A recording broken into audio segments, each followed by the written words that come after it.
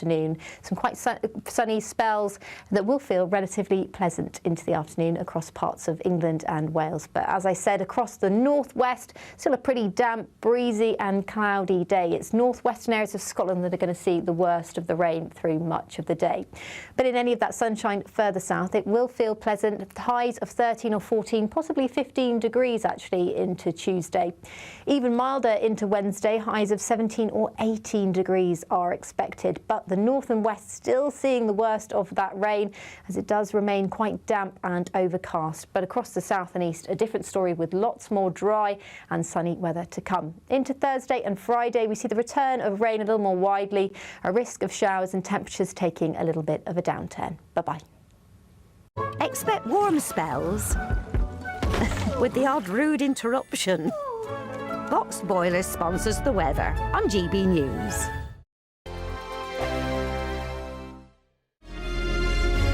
Thank you, Britain, for the thousands of you who are becoming friends of GB News every week.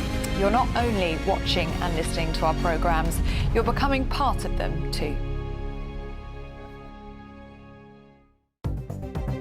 Good evening, this is the latest AI travel news from gbnews.com.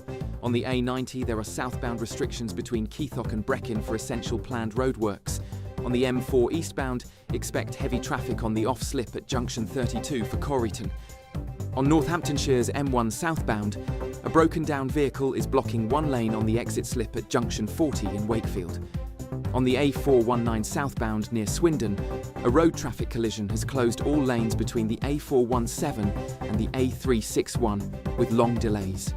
And on the trains, cross-country is disrupted between Sheffield and Doncaster.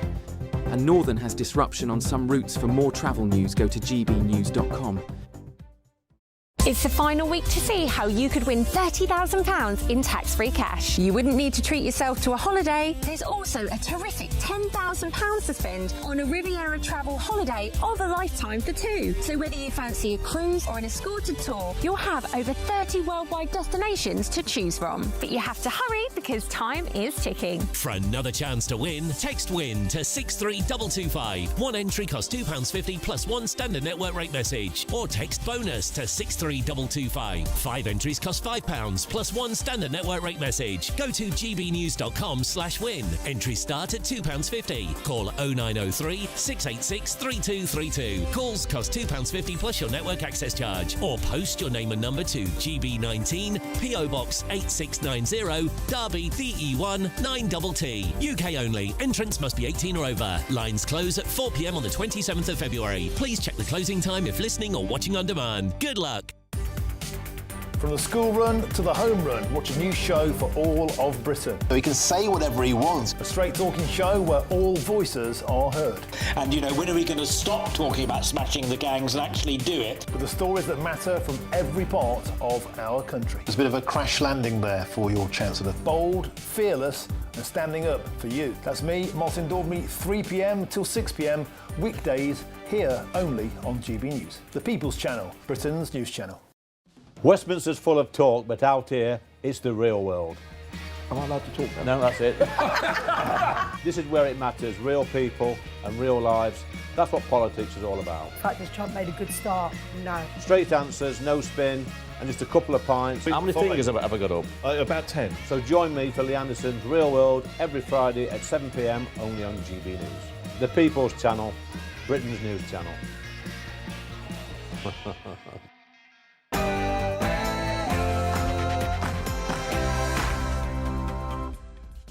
Hello, very, very good evening to you and welcome to Farage. With me tonight, your host, Martin Daubney. Coming up on tonight's show, the former British ambassador to the United States, Peter Mandelson, has been arrested under suspicion of misconduct in public office. And this is a developing news story, and we'll bring you all the very latest in just a moment's time. And meanwhile, Britain is being invaded.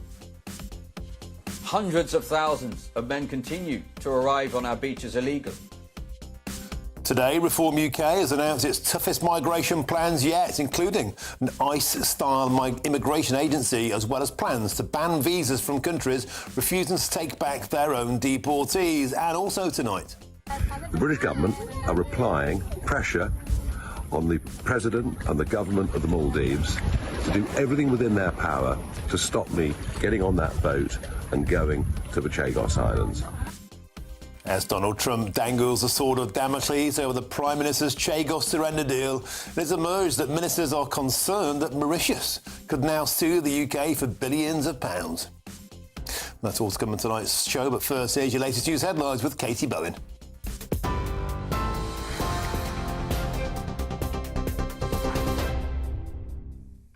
Good evening, it's 1 minute past 7. More on Lord Mandelson's arrest shortly, but let's bring you up to date on the rest of today's top stories.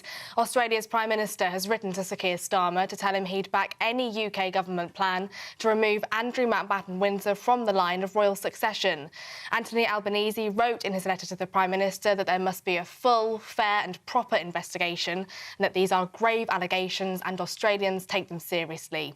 Speaking in the House of Commons today, Chief Secretary to the Prime Minister Darren Jones said the government was ruling nothing out when it came to legislation on Andrew's position in the line of succession, adding that the government wants to allow the police to carry out their full investigation into allegations of misconduct in public office.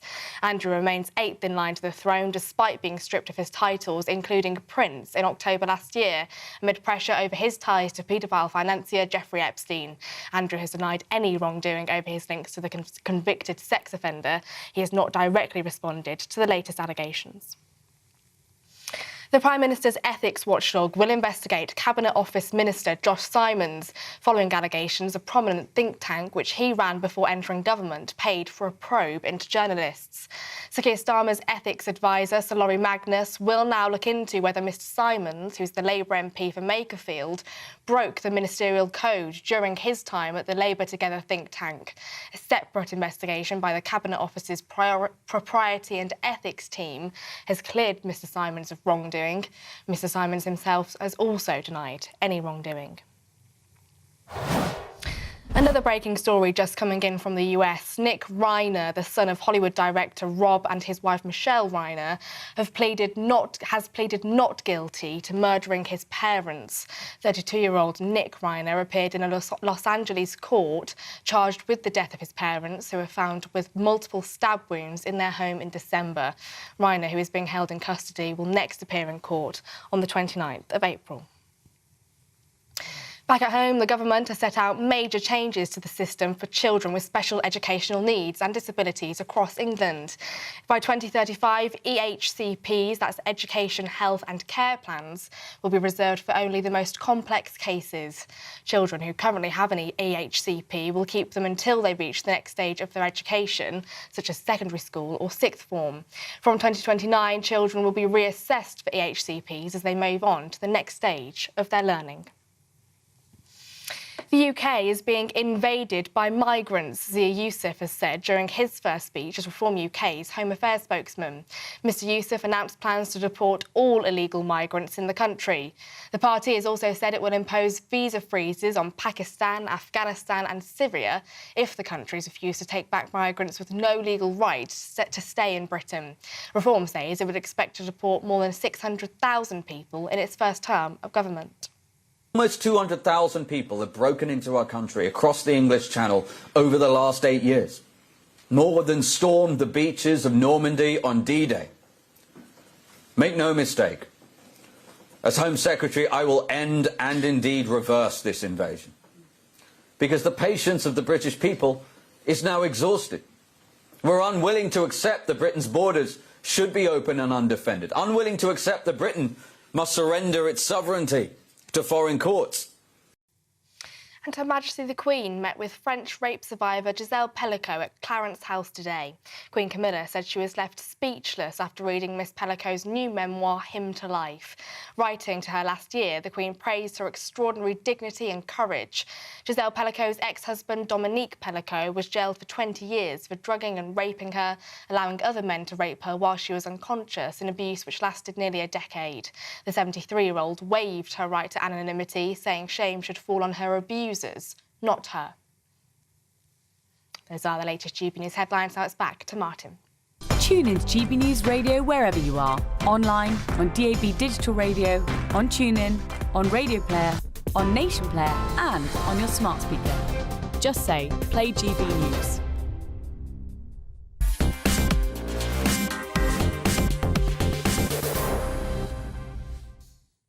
Very good evening and welcome back to Farage with me, your host, Martin Dawdley. Now, astonishing scenes from just earlier on this evening as the former British ambassador to the United States, Peter Mandelson, was arrested by Metropolitan Police officers. A Metropolitan Police spokesman has said officers have arrested a 72-year-old man on suspicion of misconduct in public office. He was arrested at an address in Camden on Monday, the 23rd of February, and has been taken to a London police station for interview. And this follows search warrants at 2 addresses in the Wiltshire and the Camden areas. Now, this, of course, follows the more or less carbon copy arrest of Andrew Mountbatten Windsor last week at his home in Sandringham for the alleged same offence of misconduct in public office. Now, I should say that no one has been charged in this case and all allegations remain unproven, as there is the presumption of innocence until proven otherwise in this country. Peter Mandelson has not responded to previous requests for comments from GB News, but we understand that prior to his arrest, his position was that he had not acted criminally and did not act for personal gain. Well, I'm delighted now to be joined by GB News' Home and Security Editor, Mark White. Mark White, Peter Mandelson now well into his first hour of custody, and the clock is ticking 24 hours to probe the former ambassador to the USA. Yes, it was just around about 5 o'clock this evening when cameras pre-positioned outside Lord Mandelson's home in Camden in North London captured those incredible images of this peer of the realm. Of course, he's resigned from the House of Lords, but it will take some time yet before a sort of legislation is passed to take away that peerage. So this peer of the realm is led from his home address by 2 plainclothes detectives, front and back, and put into that police car, that unmarked white police car, and taken away to a London police station. We don't know at this stage as yet where he's been taken to, and indeed what the sort of process will be from now on. We can tell you what the normal process is for someone being arrested. They can be held, of course, as we know, for 24 hours before there then needs to be an extension granted if the police want to hold them for longer than that. And that can be granted by a senior officer up to 36 hours. But then if you want to extend it beyond that, Martin, you have to go to the courts. You have to seek a magistrate's approval for further extensions, usually about 12-hour increments, maybe 18 hours, up until 96 hours is the maximum that you can be held for in this country if you're a non-terrorist prisoner. And as I say, we do not know whether this is an interim interview that Lord Mandelson is undergoing with those officers who have arrested him, and then later this evening he will be released to go back home, or whether they intend keeping him a bit longer. Because remember, it's more than 2 weeks now since the police began searching his home in Camden and his other home address in Wiltshire, looking for any evidence to support the information that they had received in the way of allegations from the likes of the Department of Justice in the United States, from the former Prime Minister, Gordon Brown, who has also turned over paperwork, documentation, email and other exchanges from the period where Lord Mandelson worked in the Gordon Brown administration as business secretary and, of course, as Deputy Prime Minister as well.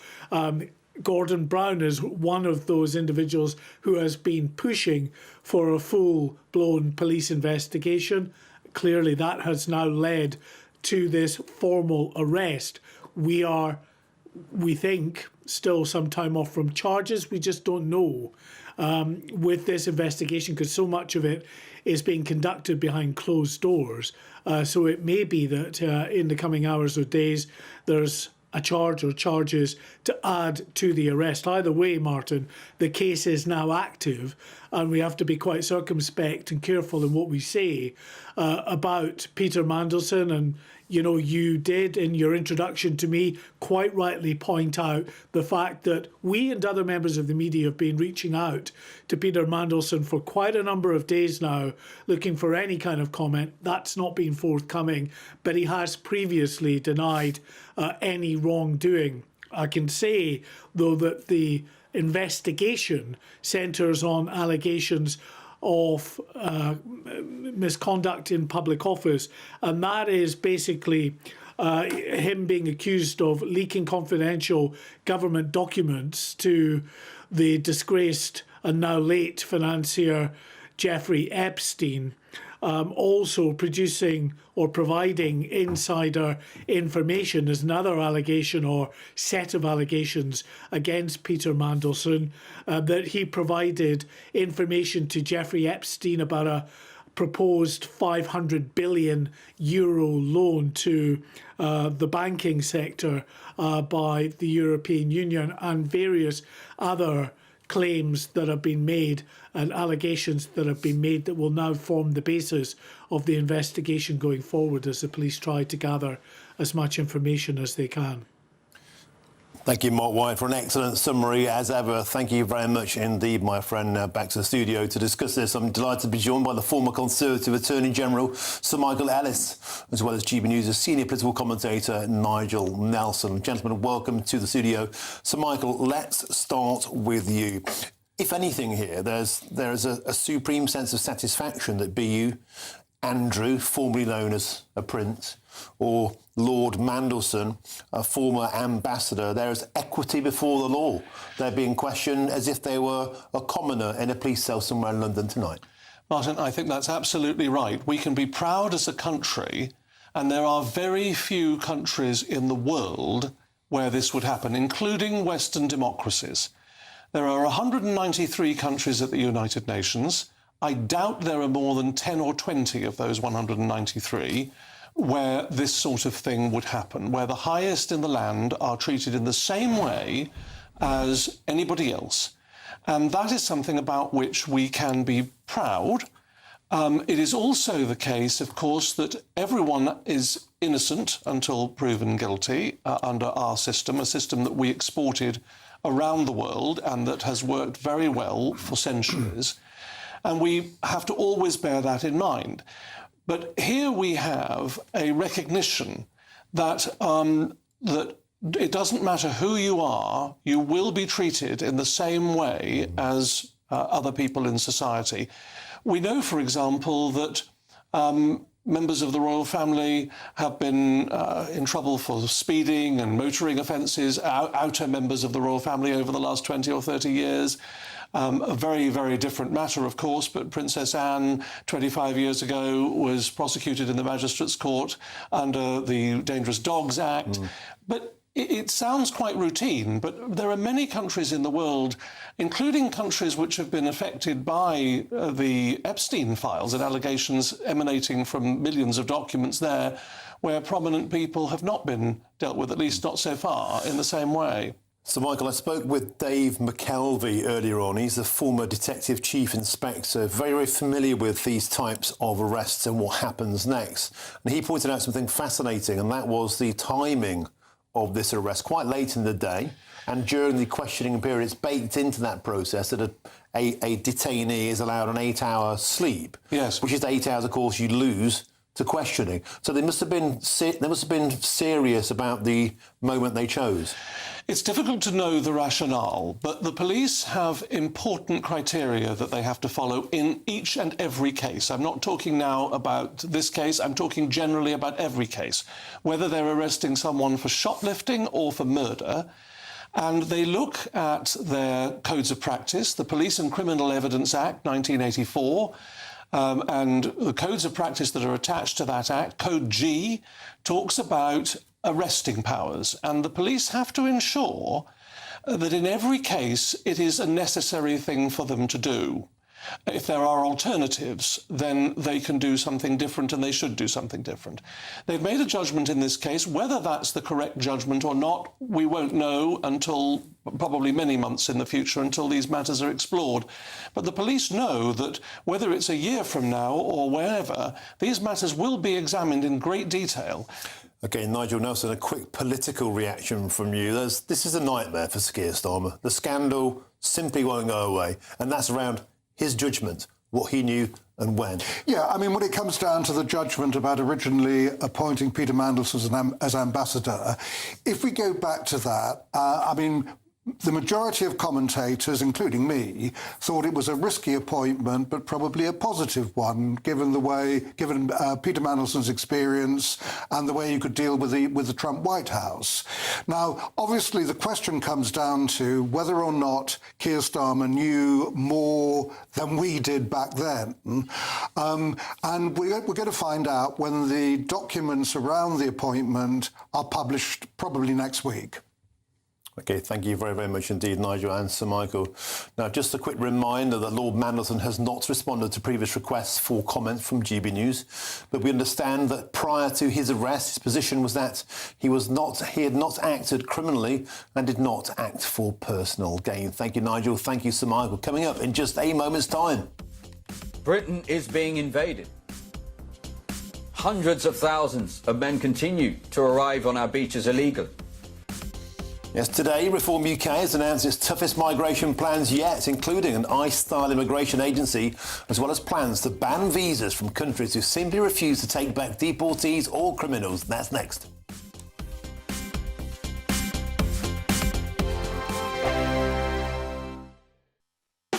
You want to know what's really going on in the corridors of power? Labour don't know what to do with you half the time, and that makes you quite lethal in the chamber. Get behind the headlines with Chopper's Political Podcast. Join me, Christopher Hope, as I sit down with the great and the good of British politics. We'll see where this ruling takes us. These are the stories shaping our nation. Chopper's Political Podcast, available now on all platforms. Listen in and stay ahead.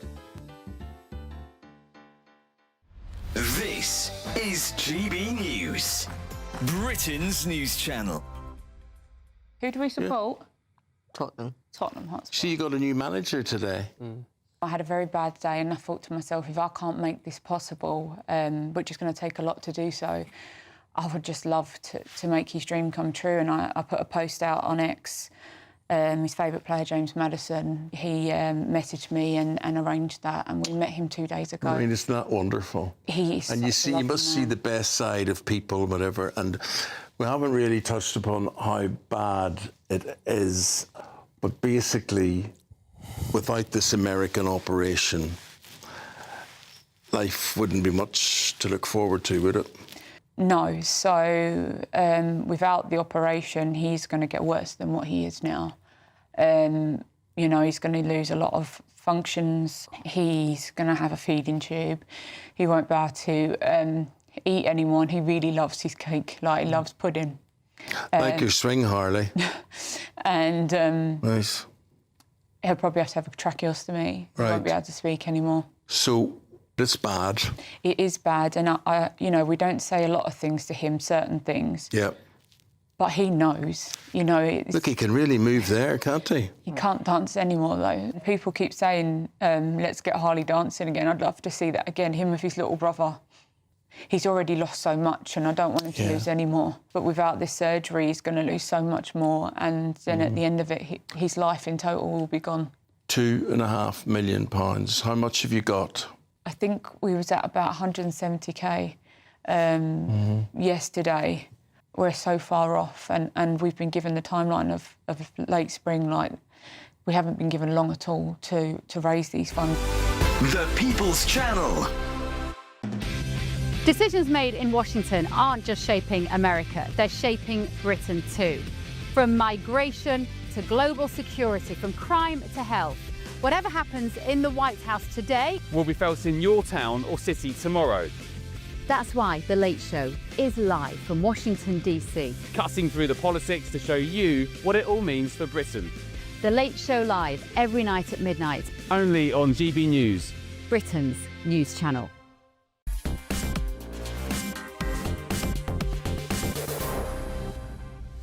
Welcome back to Farage. With me tonight, your host, Martin Dorby. Now, astonishing scenes from just earlier on this evening. That's the former British ambassador to the United States, Peter Mandelson, was arrested by the Metropolitan Police. And this, of course, follows the arrest of Andrew Mountbatten Windsor last week at his home in Sandringham for the alleged same offence of misconduct in public office. Now, Peter Mandelson has not responded to previous requests for comment from GB News, but we understand that prior to his arrest, his position was that he has not acted criminally and did not act for personal gain. And we'll bring you any updates to you as soon as they happen on this very much a breaking news story. Now back to some other political matters, because earlier on today, Reform UK's Home Affairs spokesman Zia Youssef, he unveiled their toughest set of plans for migration and security yet, from banning churches being converted into other religious buildings. We will end the incendiary practice of converting churches into mosques or places of worship for any other faith. I'm proud to announce that a Reform government will immediately grant listed status to all churches and create a new statutory use category for Christian places of worship. And also on the menu was cancelling visas from countries refusing to take back illegal migrant deportees. And today I can announce that based on overstaying rates and illegal boat arrivals, we will freeze the issuance of visas for countries including Pakistan, Somalia, Eritrea, Syria, Afghanistan and Sudan. And then perhaps to the boldest of all claims, delivering all-out net negative immigration. Just to remind you how truly radical such a move would be, net migration in recent years has reached nearly 1 million in a single year in what, of course, was dubbed the Boris wave under the Conservative Party. Look at that wave, a wave that's still crashing into Britain. Well, joining me now to discuss this is the Reform UK Treasury spokesman, Robert Jenrick, as well as GB News' senior political commentator, Nigel Nelson. Gentlemen, welcome to the studio. Mr. Jenrick, let's start with you. Operation Restoring Justice, an 8-point plan. Will it finally secure our blooming borders? Yes, and it must. Now, what Zia said is if he is our Home Secretary, we will end the invasion on the coast of this country. And look, that is a word that many people have been squeamish about using, but it's hard to deny now, given the scale of what's happened over the last few years. We will do everything that is required to stop the boats. It will be clear that if you come here illegally, you will never, ever be able to claim asylum. You will never have a life in the UK. You will be detained, you will be deported, you will be removed. We will create a new force which will round up every single illegal migrant and progressively remove them from this country. We will ensure that they're sent back home to their own countries, wherever they are in the world. And if those countries, like Pakistan, for example, do not cooperate, no more visas, no more foreign aid. Those countries will be forced to take back their citizens, foreign criminals and illegal migrants who've chosen to come to the United Kingdom. And Zia also said that we are going to take on one of the biggest challenges to our country's security and way of life, Islamist extremism, and ensure that the resources of the state are focused on the biggest challenge, which are those Islamist terrorists, and ensure that they're borne down upon and that they are ultimately arrested and removed. So there is never a breeding ground in this country for that kind of extremism. I thought it was a very powerful speech, one that's long overdue, that previous Conservative and now this Labour government have always failed to tackle, and shows what the Reform government would actually do to finally get a grip on these challenges. And that brings me to my next point. Catherine Forster sat down with Zia Youssef, and the first remark that Mr Youssef said was the Tories created this situation. He said it's an invasion. Of course, people will be quick to point out that you were the Home Secretary under the Conservative government. Suella Braverman was. Is it a bit like calling the kettle calling the pot black? If you couldn't fix it then, how can you fix it now? Well, he's right. I mean, these problems, in many cases, began under the last Conservative government. Some go back even further to Blair, who created this era of mass migration. But without question, the last Conservative government failed. And in particular, that period under Boris Johnson, what's now known as the Boris wave, was one of the biggest betrayals of the British people in our modern history. Look, I was as angry and frustrated as everybody else. I fought against it. I actually managed to secure the changes to the legal migration system that are now starting to bear fruit as the numbers are falling. But on illegal migration, ultimately, when I couldn't persuade Rishi Sunak to act, when he would not change the merry-go-round of legal appeals and ensure that we hived out the European Convention on Human Rights, I resigned. And then I went onto the backbenches, and with Suella and Danny Kruger, both of whom have left the Tory party alongside me and joined Reform, we voted against the Conservative government because we were so appalled and we were not willing to be ministers, members of Parliament, saying one thing to our constituents and doing another. I'm afraid, reluctantly, we've all come to the same conclusion. You cannot trust the Conservative Party to fix immigration. That is why we need to rally behind Nigel Farage and Reform. Zia, if he was our Home Secretary, would get us out of the ECHR. We'd hand in our notice day one. We'd detain and deport everyone who came here illegally. And we'd do what is necessary to keep our streets safe again. Robert Jenrick, in as far as the visa bans for those who refuse to take back illegal immigrants or criminals, Shabana Mahmood is trying something similar, but only with countries like Ghana and Namibia, very small amounts. It's all just performative with Shabana Mahmood. So she's chosen countries to try and puff herself up, make herself look important on this, but they're small fry. The Congo, for goodness sake, there are tiny numbers of illegal migrants from these countries. And that brings litmus test, if I just finish with Martin, the litmus test for whether you're serious about doing this is whether you're able to apply it to one of the big contentious countries, which Pakistan is the most obvious. Because clearly there are some people in this country, in the British-Pakistani community, who wouldn't like that. And Shabana Mahmood is not prepared to take on those people because she thinks they're going to vote Labour. If you're serious about this issue, you've got to confront that. Robert Jenrick, there are around about 170,000 visas of various types granted to Pakistani nationals every year. Of course, a lot of those are tourist visas, work visas, family visas. Are you saying that if, for example, Pakistan refuses to take back their rape gang protagonists, you'll stop all of those people coming in? Yes. How would you do? That's a huge amount of people to block. There could be a trade war. We put Pakistan on notice. In fact, we've done so today, that unless they change their ways and take back these criminals, whether they're illegal migrants or foreign criminals who are in our prisons, they will not get a single visa from the United Kingdom until they change their stance. We've seen other countries do this, like the United States, with success. That is the only way we'll fix this, because it is a complete disgrace and an affront to our country that the Pakistani government are expecting to get £130 million in foreign aid and tens of thousands of visas, and yet they won't do something as simple as take back rapists who are languishing in our prisons, taking up spaces that should be being used for criminals to keep our streets safe. That has to end. It will end.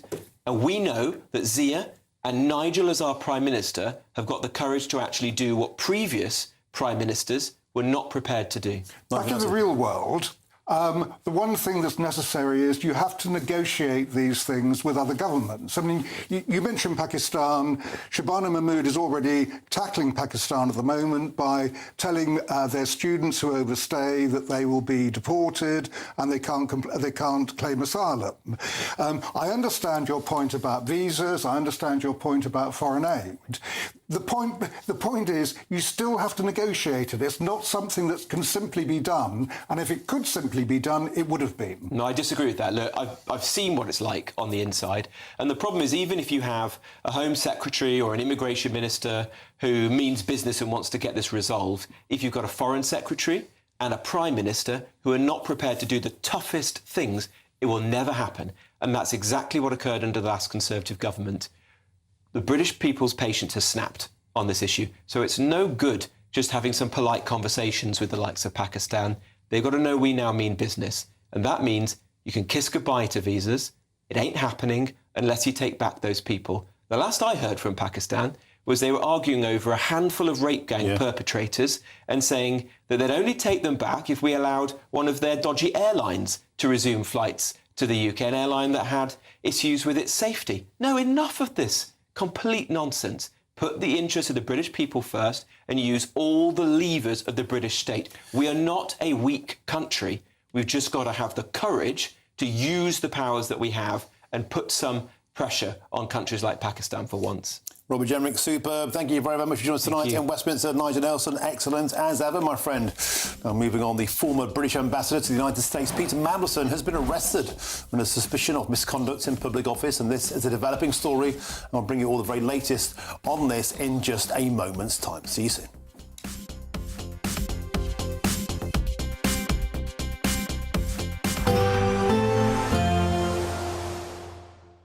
Can't wait to get in that sea. Lovely and warm. Just like the feeling of having great travel insurance. All Clear Travel Insurance sponsors GB News Travel Destinations Forecast. Hello there, welcome to your latest holiday sun forecast. For a lot of the Mediterranean, it's settling down for a time with some warm spells of sunshine. There's still some rain around across Madeira, may just creep into parts of Portugal too, but for a lot of the Mediterranean, high pressure is in charge, giving some warm spells of sunshine for the time of year. And that really continues as we go into the next few days, especially across the Canary Islands. We could see highs here reaching the low 20s. All Clear Travel Insurance sponsors GB News Travel Destinations Forecast. Good evening, welcome to your latest GB News weather update brought to you from the Met Office. Rain will push north-eastwards overnight, but it will bring another very mild night and more in the way of sunshine to come, particularly across the south into tomorrow. But this weather front is moving its way north-eastwards overnight tonight, pushing rain into parts of Scotland and northern England. Behind that, it will remain relatively cloudy through much of the night. Still some drizzly rain, particularly across the high ground, western areas of Wales, parts of northwestern England. Quite breezy as well. It's a southerly wind, which is a mild direction, and with the blanket of cloud across the country, it will be a mild start to the day on Tuesday. Temperatures just in the high single figures to start the day, and it will be another mild day on Tuesday. In fact, it's going to be a little bit warmer than today.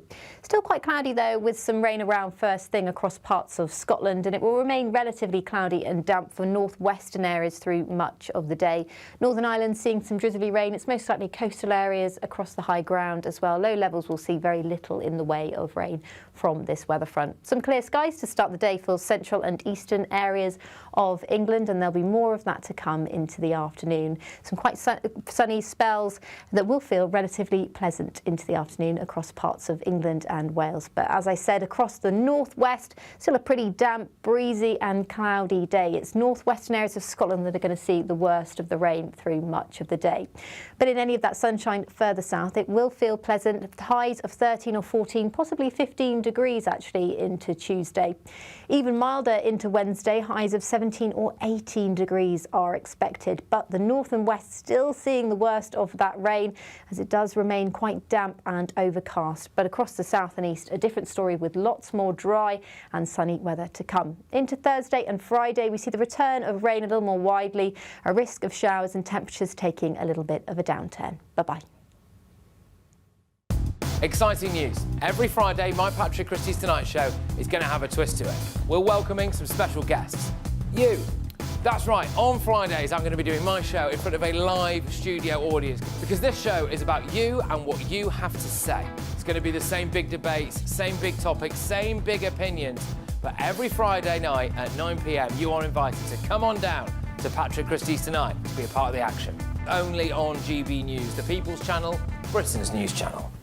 Hi, I'm Michelle Dewberry, and my show is your opportunity to cut through all the noise and dive in headfirst to some robust debates. Ideas clash. Situation, isn't it? No, Because the failure is... You're the failure deliberately avoiding my point. Nothing's held back. And if you think this is the end of it, wait for more. And we do not shy away from the difficult stuff. Sometimes I want to shake people and say, if only you understood. So join me on Jubes & Co. weeknights at 6 p.m, only on GB News, Britain's news channel.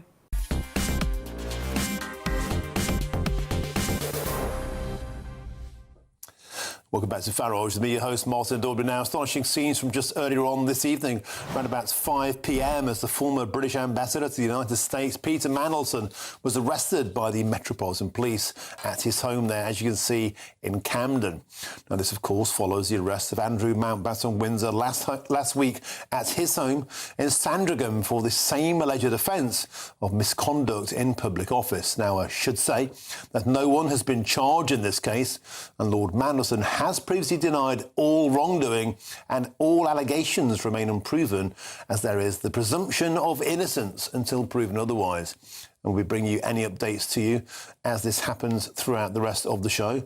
Well, joining us to discuss this is the former Conservative Attorney General, Sir Michael Ellis, as well as GB News' senior political commentator, Nigel Nelson. Gentlemen, welcome back. Sir Michael, May I ask you, in broad terms, putting this case to one side, there's been some conversation about the timing of the arrest. It's quite late in the day, and baked into the process is an 8-hour mandatory rest period for sleep. Why would typically, putting this case to one side, an arrest be made this late in the day?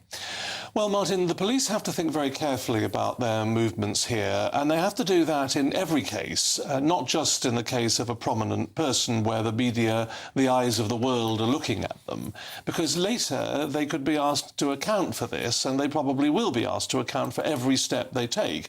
We can imagine that there'll be very expensive lawyers and very effective lawyers who, at some point in the future, may well be digging very deeply into every step that is made here. So it's only right and professional that everything is considered very carefully. When an individual is arrested, they will have to make a decision in 6 hours. An officer of the rank of inspector will come along at the 6-hour point and ask for justification as to why or if the arrest should be continued. After that, the inspector will have to be approached again 9 hours later, and ultimately, it'll then go to a superintendent. It's a very senior police officer. Superintendents usually are the chief officer in a police station, for example, to make a decision to extend beyond 24 hours to the 36-hour point. And after 36 hours, no one can be held in a police station without a court intervening. Magistrates can then extend to the 4-day point. Even that's pretty rare. And it can't be extended beyond 4 days unless a terrorism offence is being alleged. So there are very strict rules here. Within that 24-hour period, everyone's entitled to 8 hours sleep. They're also entitled to rest periods for meals and things of that sort, time to consult with their legal representatives. And so the police only have a limited window of opportunity. Their rationale for what time of day they're making the arrest, it could be many and varied. It could be because they feel that they don't have an awful lot to ask. It could be for a myriad of other reasons. But I think that here we do know that the police will be taking this matter very seriously and no doubt making sure that their senior officers are well aware of every step they're taking. And in other circumstances, I spoke with Dave McKelvey. He's a former detective chief inspector who's made a lot of these kind of arrests himself in other cases. Sometimes, of course, later in the days, because you want to get somebody into custody sharpish, because you have pressing things to ask them, or it could be you haven't got a lot to ask them. Well, yes, exactly. So you may as well do it in 2 hours. If you've got only an hour or two's worth of things to ask, you might say, we'll come in and we know we're not going to need all of the time available to us. But in a sense, speculation is futile because we don't really know any information around this. But I think that what we know about the charge, generally speaking, not about this particular case, but about the charge of misconduct in a public office, it's a difficult charge to prove. It is not a rare charge, I'm not going to say that. It often happens to be charged when police officers, for example, misuse the national computer, the police computer, for personal reasons, or when prison officers have improper relations with prisoners. Those types of examples, the courts have held that bishops, members of parliament, ministers, police officers are all public officers, but not everyone is, and that has to be determined in every case, as does the willfulness or otherwise of a neglect of duty or a misconduct.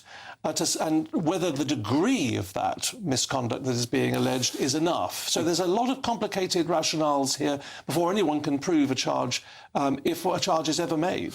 So, Michael, on the charge of Andrew Mountbatten Windsor last week, when you and I were here, when that story broke, you were saying that there's a probability that the defence of Andrew would argue even against the fact he was in public office. Because but in the case of Peter Mandelson, he's clearly appointed as an ambassador. That's more clear-cut. Well, I don't know whether the allegation will stem to his time as an ambassador. Yeah. So that isn't clear for a start. But because this is an offence where the Parliament never actually went through its processes and decided on this offence. This is one that's almost been built up over 200 years, as opposed to delineated by Parliament going through line by line and defining what everything means. So the courts have to define each and every element. So, Martin, in every single offence, theft, for example, in the offence of theft, there are 5 separate elements to an offence of theft. To be guilty of theft, you have to dishonestly appropriate property belonging to another person with the intention of permanently depriving that other person of it. So every element, every one of those elements of that offence has to be proved in order to find guilty someone who has been charged and prosecuted for theft of this phone or whatever else it might be. For the offence of murder, the same thing applies. For the offence, any offence will have its elements. And the prosecution have to prove each and every one of those elements. If they fail at any hurdle, they will fail to prosecute the case successfully. We're not there yet, as we know. There's been no charges. Everyone is innocent until proven guilty. And in fact, I think, we really have to emphasise that particularly strongly in a case where there's been such public interest. It's not a slam dunk by any manner or means here. This could go in many different directions, and it would be very unsafe to jump to any conclusions here. Caution is very, very much to be exercised. Very good, Sir Michael. Nigel Nelson, we have to talk about the political fallout again. We simply know him as Peter, is what the Prime Minister said. A very chummy, very cosy relationship. How much did he know about the past? I guess in the fullness of time that will also come out. Darren Jones gave a statement to the Commons today, but Sir Keir Starmer's judgment once again. 5 times now there have been inquiries going on, 5 scandals. This is a government that promised to clean up politics. This is a government that promised change. When we look at the scenes here, again, no presumption of guilt, but nevertheless the endorsement, the character of Sir Keir Starmer surely is brought into sharp relief once again. Well, I mean, at the moment, I think that Keir Starmer is following the edict from the King, and the King said about his brother that the law should take its course. Keir Starmer will feel exactly the same way about Peter Mandelson. The law must take its course.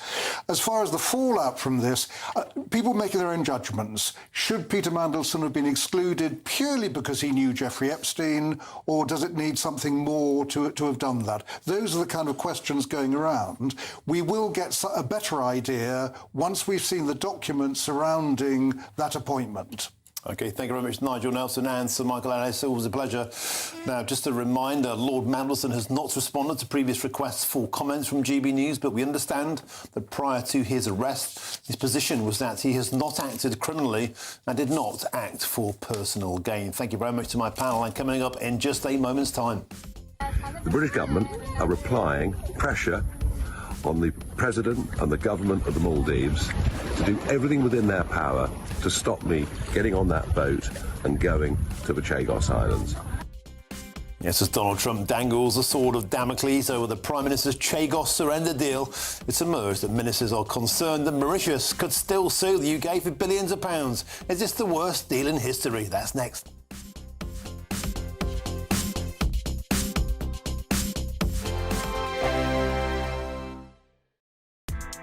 Join me, Nana Akwe, for an informative, interactive news programme with a difference. It's fun. No, he didn't say that, Dave. I'm so surprised. I think there's an element of truth to that. Join me from 3 p.m. every weekend, only on GB News, Britain's news channel. Mornings don't have to be tiresome, especially if you have the right company. Wake up to news as it happens, opinion and debate, and of course, a little bit of entertainment too. Because when the kettle's on, we're on.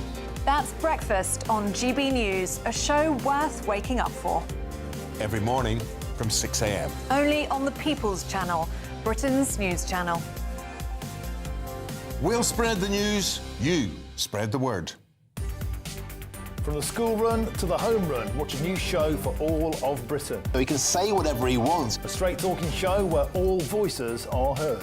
And, you know, when are we going to stop talking about smashing the gangs and actually do it? With the stories that matter from every part of our country. There's a bit of a crash landing there for your Chancellor. Bold, fearless and standing up for you. That's me, Martin Daubney, 3 p.m. till 6 p.m, weekdays, here only on GB News. The People's Channel, Britain's news channel. Westminster's full of talk, but out here, it's the real world.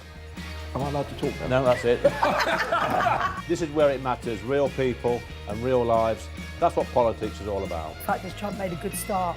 No. Straight answers, no spin, and just a couple of pints. How many fingers have I ever got up? About 10. So join me for Lee Anderson's Real World every Friday at 7 p.m, only on GB News.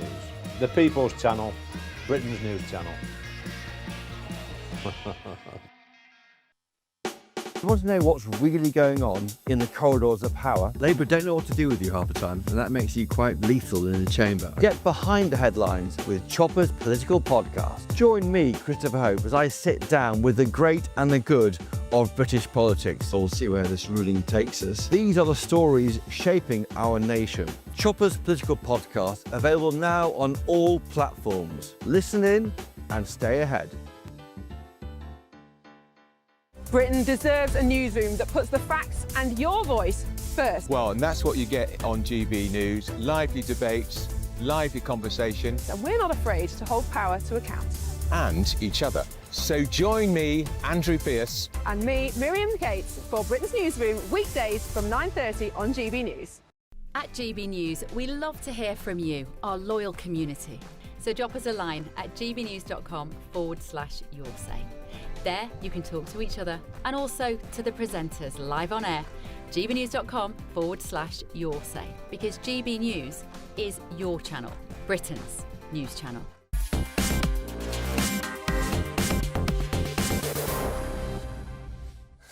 Welcome back, and here's a reminder from over the weekend when the Reform UK leader Nigel Farage accused the British government of blocking him from going on an aid mission to the Chagosians, who have now resettled on the Chagos Islands. The British government are applying pressure on the President and the government of the Maldives to do everything within their power to stop me getting on that boat and going to the Chagos Islands. Well, amidst last week's news that President Donald Trump blasted the Chagos deal, it has since emerged that government ministers are deeply concerned that reversing course on the deal could still cost the British taxpayer billions of pounds, as it could give way to lawsuits from Mauritius, British taxpayers paying off the Mauritian national debt, all in the aid of what? Well, joining me now to discuss this in the studio is Robert Midgley, spokesman for the Friends of the British Overseas Territories, as well as GB News' senior political commentator Nigel Nelson. Robert Midgley, to you first. Let's talk first, if we could, about Nigel Farage there. A valiant attempt to take aid to the Chagosians, but his journey was hampered. Yeah, and as I said on Alex's show the other day, he should have not asked for permission, but asked for forgiveness later. He should have just done it, to be honest, Martin. I think it would have been a really good idea for him to go and just, see how Miss Lee is, see how the crew are, and then probably just come back. But I think he's missed an opportunity there. In terms of the surrender deal, as it's being called by some, it was 34 billion and rising, could be 54 billion over 30 years when you tag on inflation. Even if it's torpedoed now, though, the British government could still be on the hook for a compensation deal to Mauritius. No, I think that's absolutely rubbish. This deal is completely void until it's been ratified. At the moment, this deal means absolutely nothing until it's ratified. That's why we can pull out at any moment and say it's over. And Mauritius know that. These lines that they're coming out with right now is pure number 10 spin to scare us all, basically, to say that the taxpayer will still have to stump it up. But another question is, if we did pay that money, I mean, firstly, it would be acceptance that Mauritius own the islands, which of course they don't. But also, if we did pay them, would it silence the whole thing? Or would it mean they would keep going back to the ICJ or wherever to wage lawfare against us? So lots of questions there. But as I said, at the moment, the whole thing is completely void until So as far as you're concerned, then this is just sabre-rattling, spin, it's PR. It's the deal spin. can and should be torpedoed. It shouldn't cost us a penny. Absolutely. Right now, that deal is worth toilet paper, basically. It's worth absolutely nothing until it's been ratified. Talking of toilet paper, presumably that would be in some of the aid that Nigel Farage was trying to take to the Chagosians, and yet Sir Keir Starmer, it's the first boat he's managed to stop. Well, that's a publicity stunt that Nigel is launched on, so I can understand that. A judge has overturned the eviction of the 4 Chagosians who are actually there. When it comes down to the deal, my guess is the deal will eventually go ahead on the basis that America begged us to actually get the deal done, that they asked us in 2024, please do this deal, which had begun in 2022. That was under the Tories. Yeah, that's before Donald Trump came along. That was before Donald Trump. You're right. It was under the previous administration, but then through the Trump administration, right up until the moment that Trump did his last U-turn, the State Department said yes. They gave the official approval for the entire deal, and from our point of view, it is in the national interest to complete it.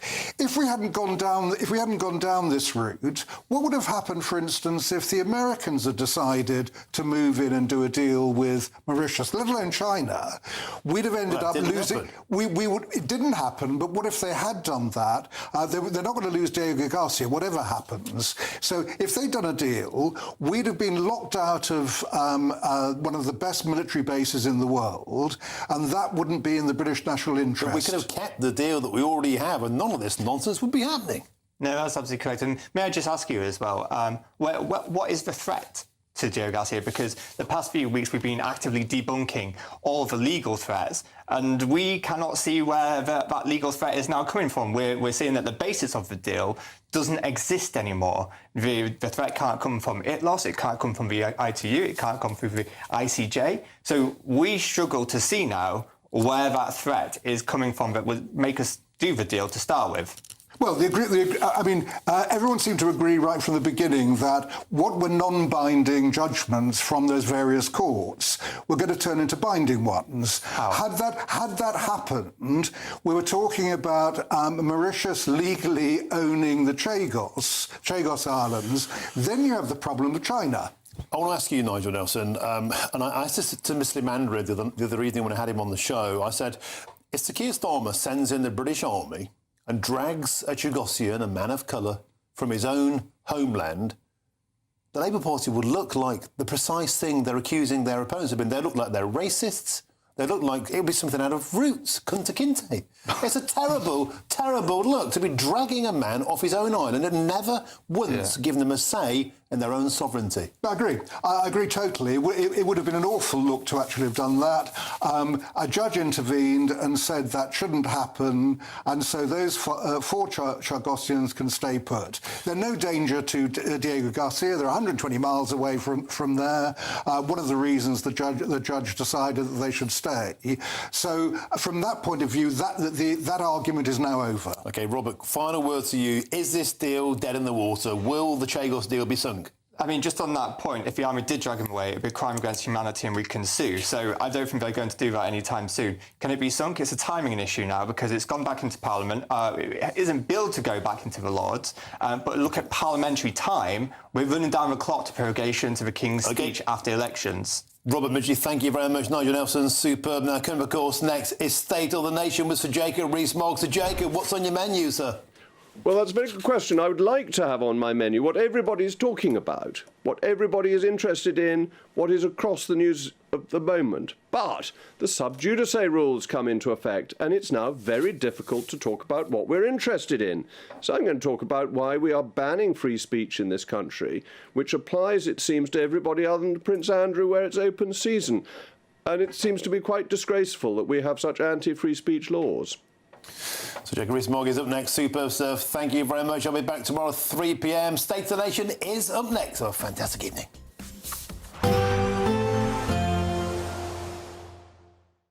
Expect warm spells with the odd rude interruption.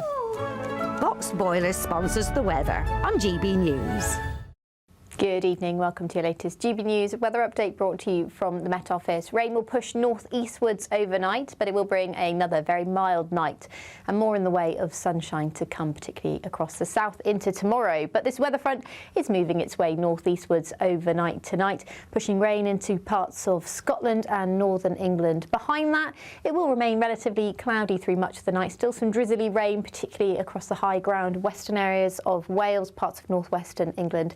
Quite breezy as well. It's a southerly wind, which is a mild direction, and with the blanket of cloud across the country, it will be a mild start to the day on Tuesday. Temperatures just in the high single figures to start the day, and it will be another mild day on Tuesday. In fact, it's going to be a little bit warmer than today. Still quite cloudy though, with some rain around first thing across parts of Scotland, and it will remain relatively cloudy and damp for northwestern areas through much of the day. Northern Ireland seeing some drizzly rain. It's most likely coastal areas across the high ground as well. Low levels will see very little in the way of rain from this weather front. Some clear skies to start the day for central and eastern areas of England, and there'll be more of that to come into the afternoon. Some quite sunny spells that will feel relatively pleasant into the afternoon across parts of England and Wales. But as I said, across the northwest, still a pretty damp, breezy and cloudy day. It's northwestern areas of Scotland that are going to see the worst of the rain through much of the day. But in any of that sunshine further south, it will feel pleasant. Highs of 13 or 14, possibly 15 degrees actually into Tuesday. Even milder into Wednesday, highs of 17 or 18 degrees are expected. But the north and west still seeing the worst of that rain, as it does remain quite damp and overcast. But across the south and east, a different story with lots more dry and sunny weather to come. Into Thursday and Friday, we see the return of rain a little more widely, a risk of showers and temperatures taking a little bit of a downturn. Bye-bye. Expect warm spells with the odd rude interruption. Box Boilers sponsors the weather on GB News.